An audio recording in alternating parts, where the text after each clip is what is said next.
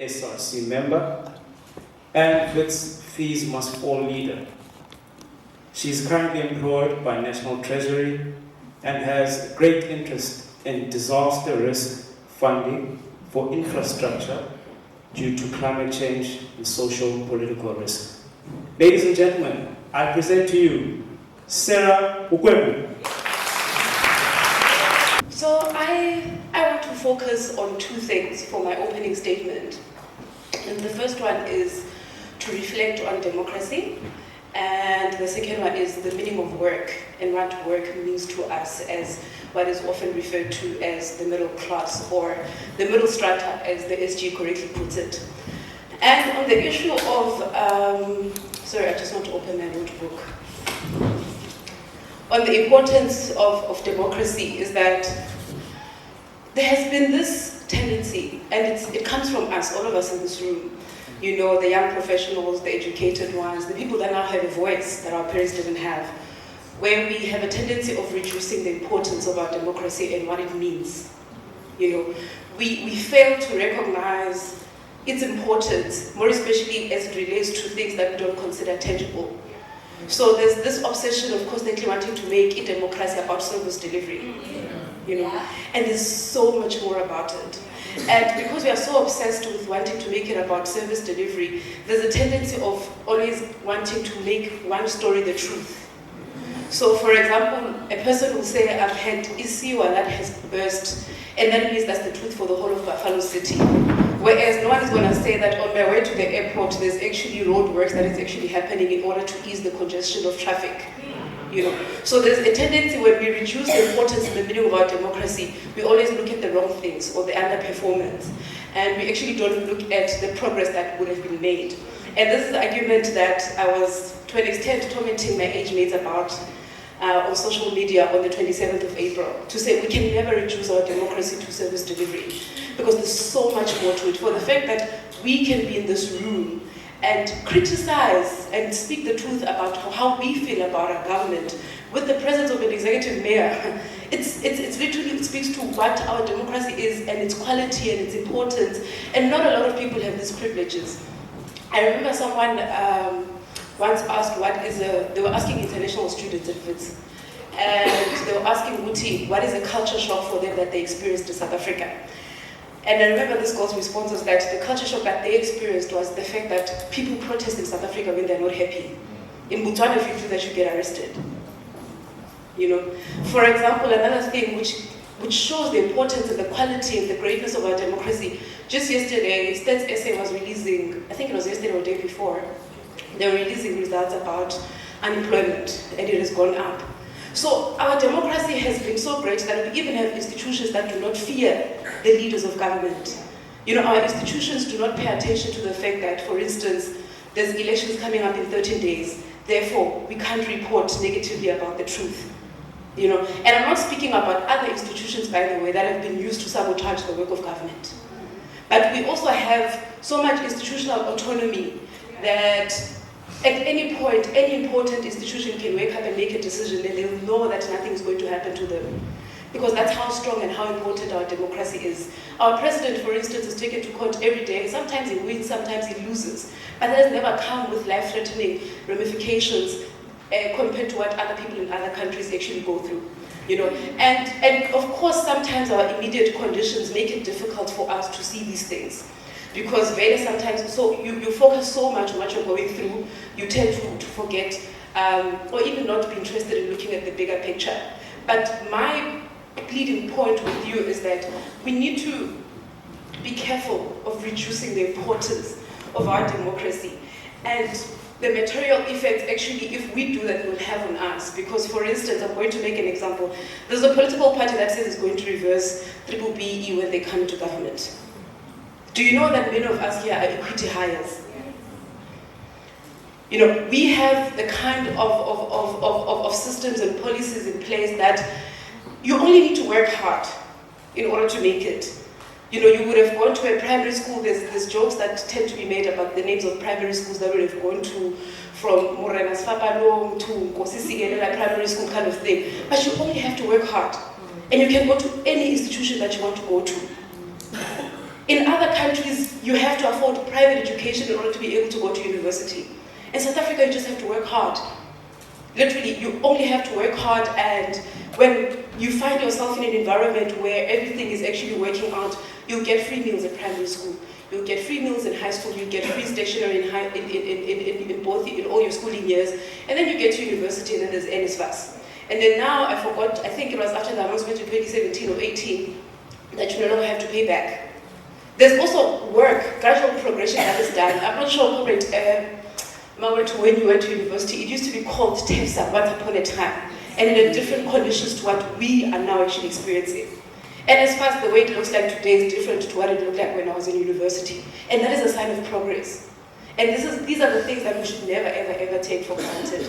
And I want to also just touch a bit on what Kusugo said about the relationship that the middle class or the middle strata has with the urban poor.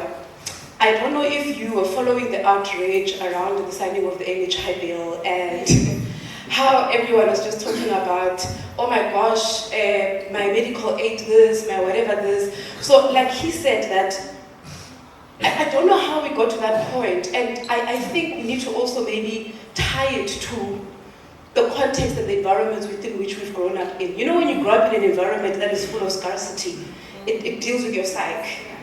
You're always in defense mode, you're always in competitive mode and all sorts of things that even when you make it, you think you've made it because of yourself.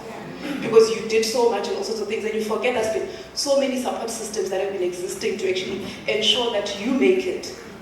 You know, so with NHI, going back to the point of NHI, people are, I don't even know how to describe it. So there's this low-hanging fruit of saying we do not trust the ANC government to implement it. It's valid, but that should never be a point to want to deny everyone equal access to healthcare. Because also on one hand, these people say we're going to vote the ANC out. And then on the other hand, they're saying the ANC won't be able to implement it. If you're going to vote the ANC out, why don't you allow the president to sign the bill, and then whatever government you're going to vote in will actually implement it adequately? Because you're saying that the ANC does not have capacity for that. But that's a conversation of another day. What I want to bring it to is, we've become so obsessed with exclusivity. We think it's a status of sorts, it contributes to our being. That sibona even when, for instance, umtu atenge, maybe let's say a Maxhosa shirt, and you're like, Atina, where's the shirt? It's no longer.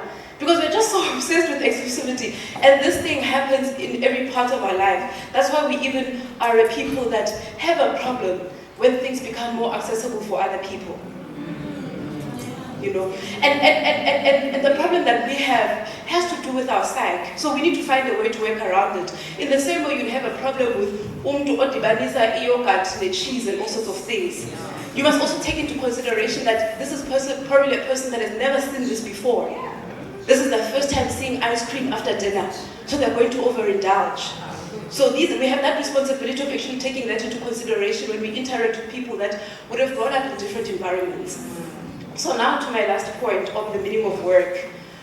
So the reason I'm talking about this point on the meaning of work is because the world is transforming. Technology is taking over.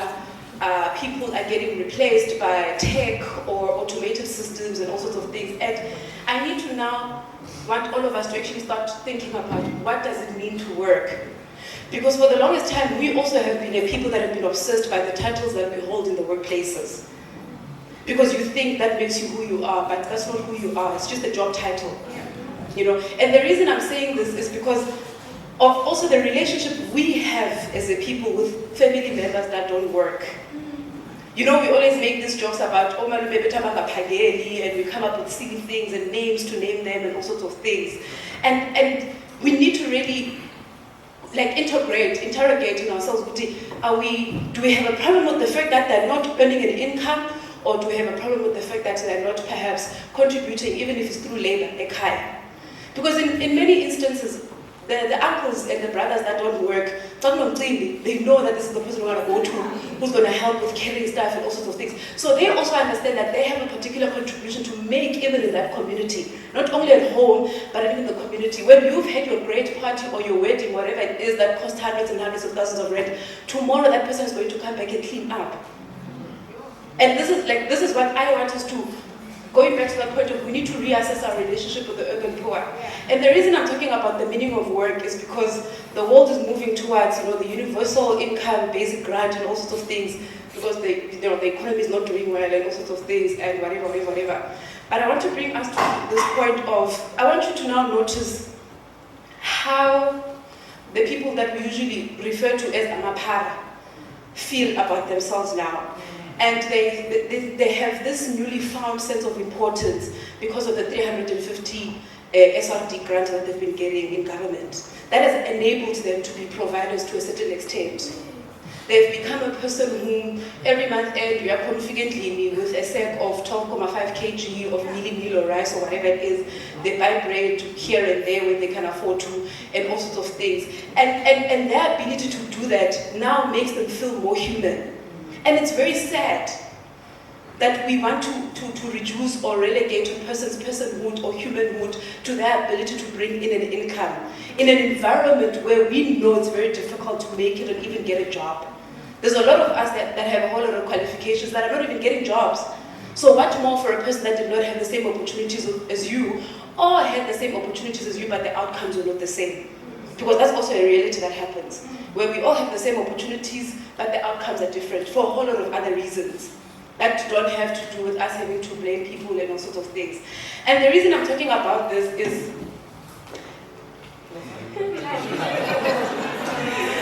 okay, I'm gonna cut it short.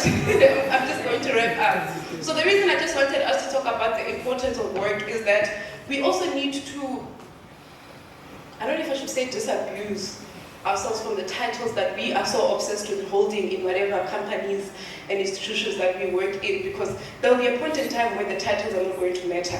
And I'm still going to be the same person that is driven to do whatever it is that you want to do. Because the title is no longer going to be there. We are fast moving away from first woman this, first black that, first person from, because if we are so obsessed with that, we'll end up being first person from this street to go to university. And the icon is necessary, So I really would have wanted to just focus on a much more bigger thing, especially talking about low income or no income earners and their relationship with work, and how actually they are able to identify opportunities themselves to be contributors in society, and we also have a responsibility to do that. One example that I like using is that when there's load shedding, these homes, sometimes they're homeless, sometimes they're not, they step in during traffic time to direct traffic and all sorts of things. That is community building. We might not see it that way, because we are so used to convenience that is afforded by this middle classness that we have. That's why we never even want to interact with people, because we use our middle classness to sort of like form a barrier between our interaction with government services. That's why even NHI upsets us, because we can't now use our middle classness as a barrier in order to have exclusive health care. Same thing with school. If tomorrow they can come and say we're doing our own with public schooling system, we're going to fall apart. And not because there's an issue of the quality of education. I'm pretty sure that all of us in this room went to public schools. But because we are still so obsessed with exclusivity, because we think it makes us who we are. And we are much more than the titles that we hold, the things that we have exclusive access to, etc., etc., etc. I'm going to end it there, Program Director. At the time we're discussing ezinkokheli sizifunayo in a modern day society, and the type of psyche and mentality that they should have. To be able to first be comfortable with yourself, like for him to learn, and therefore lead people. If you want to be an effective leader, you have to listen more than you talk. Comrade Yale, a leader without followers is taking a walk on the park. But to get there, you need that mental health training to be able to know that I'm not doing with this goal. I am fine with what I am. The titles do not matter. So I like your sister telling and your titles and how it's so important. I was the first guy to bring in the team. It Jack Bustles in there back in the day. We'll just take some hands from the space right now. I want to particularly touch into the psych part of being a middle class young professional. I work in a let me not say 90% white spaced environment, but I work in an environment where the other light race has so much influence in their thoughts, and nobody is saying anything about it. I speak 99% of English, like my day is 99% English. And every day in my office, there's, I won't say white influence, but it's white thought. This is how I feel. How do you think about this? It's actually overwhelming and bombarding my own way of thinking. Without the sessions, and this is my first time, and I feel like I wish I was here in the other sessions, because I feel like I have a voice, you know. It feels like literally there's a voice. Because, truly. So I just want to say how much I truly appreciate this space, your knowledge, this environment is so encouraging. It really, truly is. Thank you so much. Thank you. It wasn't the accounting space. First thing, going back to middle class, we are contributing qualitatively in the sense that we are the biggest contributors in terms of e-tax. When we are looking at that, we are the ones that buy inevitable goods and everything there. But where we struggle as a middle class, we don't have these kind of sessions in the sense of you don't attend council meetings. You don't know your voice cannot be heard. You hear what I mean? So we need to be more contributing, come with our ideas, attend these sessions because this is how we're going to make a change. I appreciate being here. I hope we get to meet after the elections to discuss in IBS's experience and we build each other, and most probably our sugar one day will become level down with your great ideas as a young person. Thank you, sir. Thank you. I'm sitting here asking myself, what gap are we bridging? Because I'm sitting here as someone who works with very poor communities.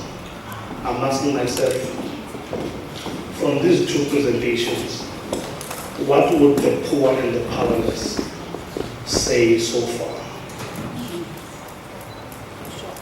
I'm saying this because knowledge is power, and the middle class is privileged to knowledge.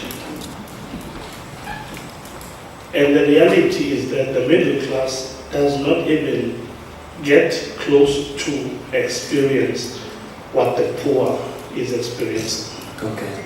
It's only from an aerial view. I think we've got you, sir. Thank you.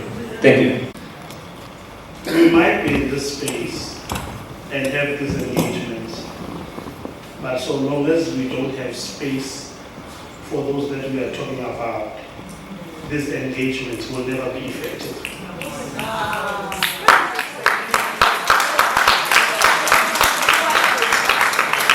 And lastly, I just want to say, maybe we need to redesign our government systems so that the cycle of those who are poor can receive democracy differently. So long as we portray democracy as a form of giving, it would be a feedback back to the government to say, that's what you do. So long as we sit here and speak about how people see these systems, it's the reality that they're facing, and unfortunately, a middle class doesn't even know about that. So all I'm saying is we need to bridge the gap in these spaces with them so that when we leave here, we can be able to identify and feel their own pulse of what we need to change for the future. Thank you. Okay, first, let's welcome your presentation and appreciate it very much. And I'm very happy that you are here in one of the metros of the Eastern Cape discussing about putting South Africa into work, basically. because here we have got a challenge, and I don't know how do we then address it. Maybe it's going to require us, as this black magistrate then, to play a pivotal role into making sure that the rural areas are put into work also. Because once they are not into work, we are applying for a collapse for CBDs and metros there. Because as we are speaking here in the Buffalo City Metropolitan Municipality, there are about 10 people that are coming from Engcobo, Tata, everywhere. Bazofika, babeka magalo abo somewhere here. And tomorrow morning, they are prepared to carry placards to Toyota that don't have electricity in this shed that we have built yesterday. And Bafuna Mans in Apakos. So now, Jambaks was in cutting edge province. That's 3 years back. And Mele, there was a village there that was reported to have 0% unemployment. Because the middle class of that area has made it a point that they invest and they plow back to their communities. So the information that we have here at our disposal is omalume bethu bangafuni noba ngabantu abafilishe aba 20-page form the funding to put that land that is abandoned there to work.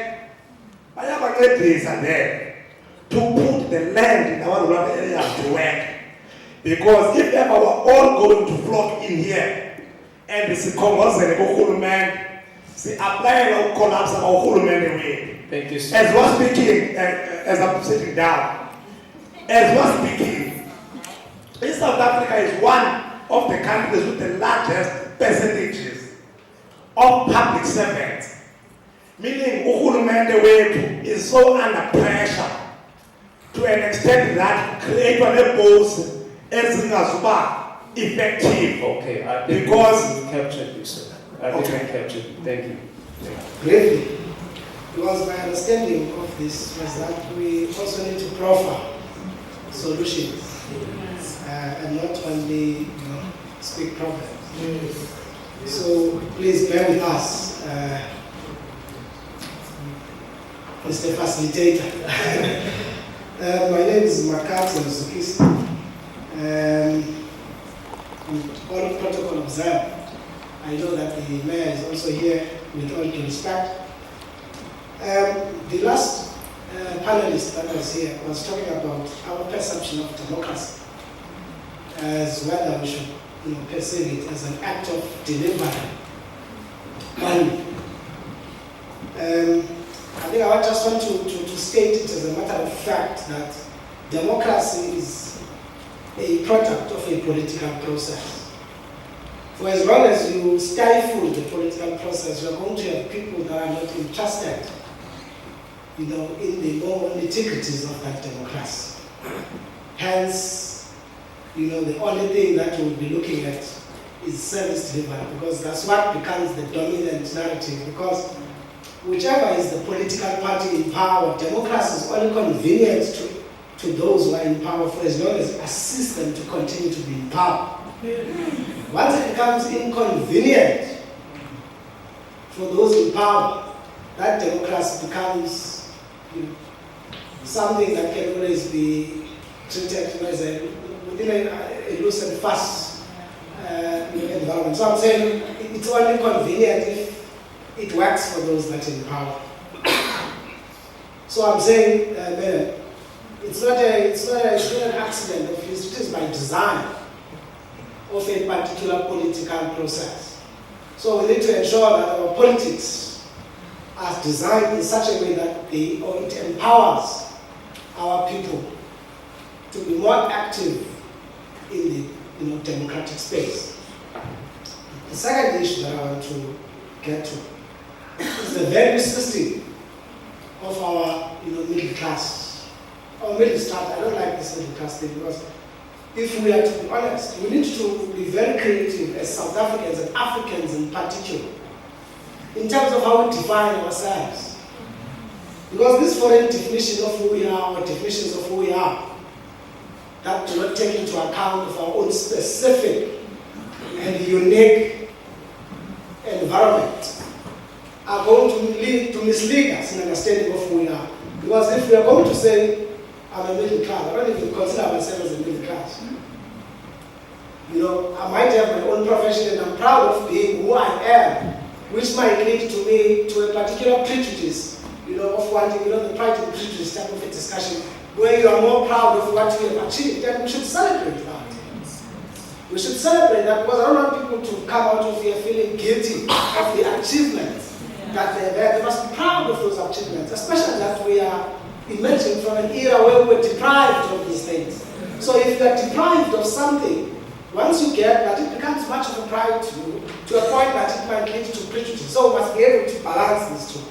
The last point, I'm sorry, Mr. Facilitator. I know the issue of consciousness is that it is always defined by the environment. Your consciousness is not something that you can pick and choose. It is always informed by your material conditions. That is going to elaborate on this thing. It's nothing, you know, about you deciding to choose this particular, you know, mindset, which is the word that is being, or the concept that is being used. It's consciousness. Consciousness evolves out of a particular material reality. So we need to change the material reality so that our consciousness responds to such, is able to assist our power. Thank you. Thank you. Thank you. So I kept on nudging the facilitator about gender parity in his noting of hands, because it's not only men in this room that have something to say.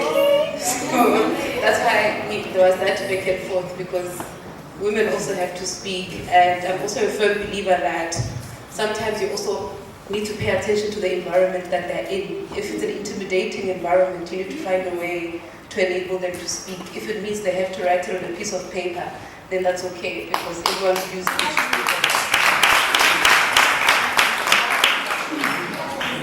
So I'm going to try, and emphasis on the word try, to respond to all the points that have been raised, because I don't sit here with the person that has all the knowledge. I'm also here to learn as much as I am also here to share with you. So the first speaker, she spoke about working in a white-dominated environment, and I don't know how we can be a people that find ways to replenish ourselves. And I say this because I say this as an activist. So I am very big on recreational activities, and more especially for activists. And maybe we need to extend this even for people that work in what we consider hostile environments. And the reason I say this is because our humanity, again, is not only about struggle, you know. So if maybe as whatever profession you have, whether you're an activist and every day you're actually being bombarded by people's problems, you need to find a space, you need to create a space, you need to belong to a community where it's going to allow you to replenish yourself. Because we need those things. That's how you're able to carry on the following day. And I think we need those spaces as well for people that find themselves in white-dominated environments, in toxic work environments, because those things are there, they're real. So we also then have a responsibility of replenishing ourselves by creating those kind of spaces. And sometimes they look like this. Us being able to come together here and just talk about what we think about our democracy, what we think about our country, what we think about the relationships we have with each other. Because if we don't do that, that's how, you know, our mental health deteriorates. You know, that's how there's also like so many high levels of violence, because sometimes people bottle things so much that until you explode, and the only way to express yourself is to be harmful to other people. So I think one of the many things that you can do, honestly, is to find yourself belong to a space such as this. It doesn't necessarily have to be this, where there's always a panel that speaks to the audience. Whatever thing that you do can be with your peers, it can be with your friends, it can be whoever. But I really believe that recreational work is very important. You know, the UN even has the right to, I think they call it the right to leisure. That it can't always be about work. We are human beings with different types of needs, and those needs need to be equally attended to. So, and again, also to the activists in the room, your life can't be about struggle only. There's a whole lot of things that you also need to do, you know, just to replenish yourself so that the following day you're still able to wake up and do the work. The second speaker spoke about the black middle class being the biggest tax contributors, and that we also have a responsibility of participating in, well, we can call it democracy building or community building activities. I'm very apprehensive about how the black middle strata tends to speak about themselves as being taxpayers. No one is not a taxpayer in this country. Literally. Even a person that doesn't work, they do contribute a certain level of tax. With the bread that they buy in the morning, if you take some buy a stock of flour, they are paying VAT. So you must never see yourself, and I'm not saying that's what you painted yourself as, but we must never see ourselves as the most important people because we pay a certain amount of tax. You know, because again, the reason we are who we are is because of the so much public investments that has been done by our government and by other people that has enabled us to be the people that we are. I was making an example about the doctors to say, these world-renowned doctors that we now have as a South Africa that, you know, conservatives were actually scaring us about fleeing the country because of NHI, they benefited from public funds. You could have gone to St. Michael's or whatever for your high schooling, but the university that you got to, it gets government subsidies. Whose money is that? For you to be able to get to that particular institution, you have to make use of public infrastructure. Whose money is that? So taxpayers must disabuse themselves from thinking that because of the basis of paying tax, therefore, their views matter more or they are the biggest community builders or whatever it is. And this then speaks again to the point that you raised to say that middle class people or middle structure people need to find a way to participate in community and democracy building activities because our relationship with the government can only be on voting day. And then on the other days, it's about Twitter or Facebook or whatever digital platform that exists and express our views for 2 minutes and then go on about it. Whereas when there's a crisis that will be happening in our communities, we tend to look at the poorer people to be the one that shut down the streets. Yeah. There is that tendency, by the way, where the middle strata will say, okay, how can we incite or get the poorer people to actually now participate in actual work? Whether it's attending, for instance, IDP processes when the municipalities are having the hearings in terms of what is it that they want to do in that particular place or whatever it is. So our relationship should never start and end on voting day. And that's how also you get to hold your government to account. It's not on Twitter. Politicians are not on Twitter. The politicians are not on Twitter. And you also need to hold them to account with the truth. Because there's also a tendency where you attach a headline of a particular newspaper and you think that is fact and it's not. You need to hold politicians and government officials to account using the truth. Because if you're going to use a headline, they'll just rebut it, they'll rebut it into a umbrella up.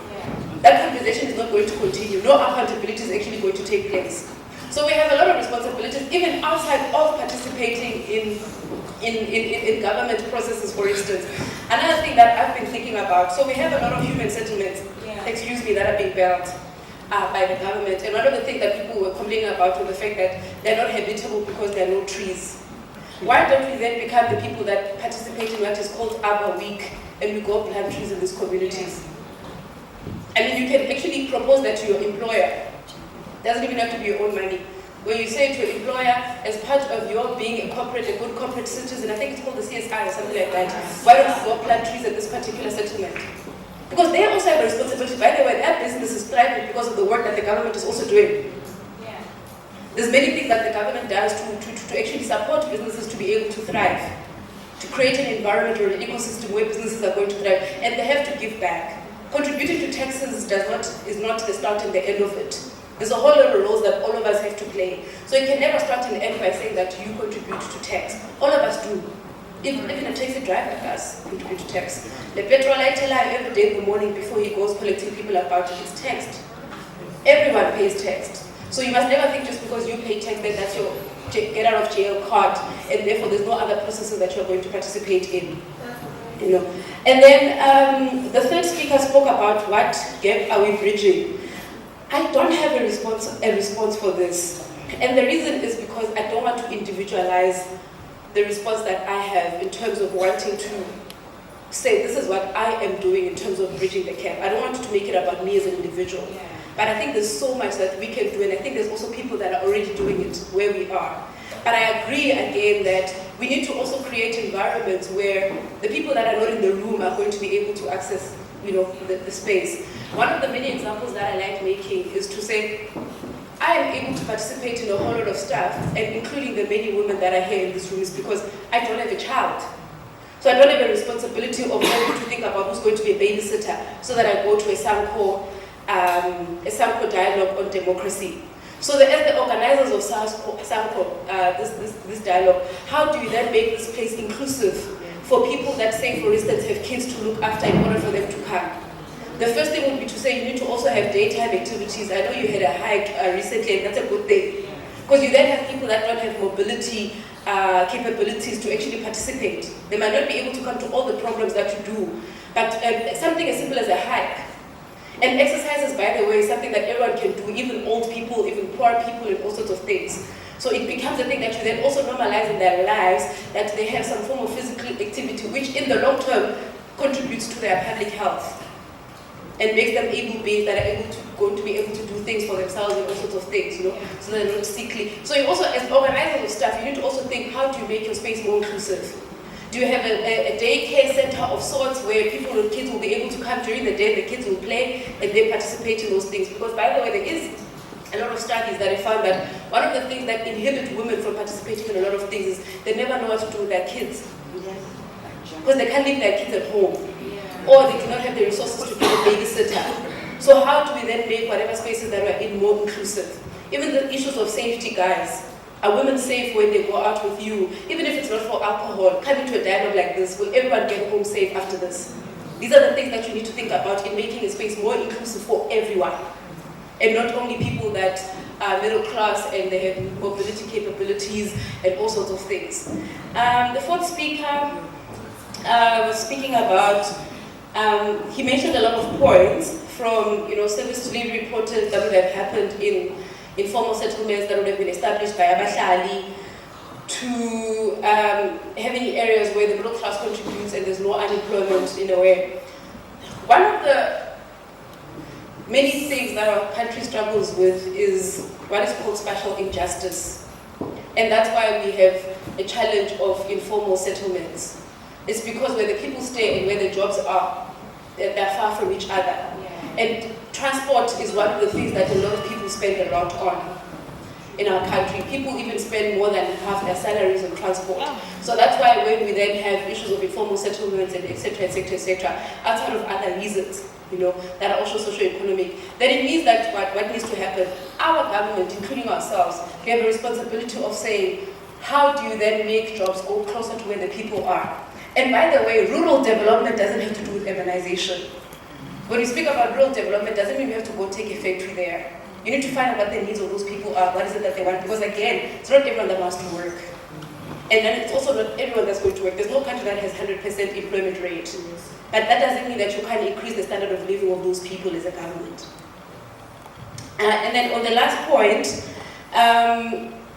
this was a very great contribution, and there were no questions, as a matter of fact, about how democracy is a political process, and service delivery is a dominant narrative when we're speaking about democracy and all sorts of things. And I actually don't have anything to add on that, because like I said earlier on, that to some people democracy has to come as tangible things, and to others democracy is intangible.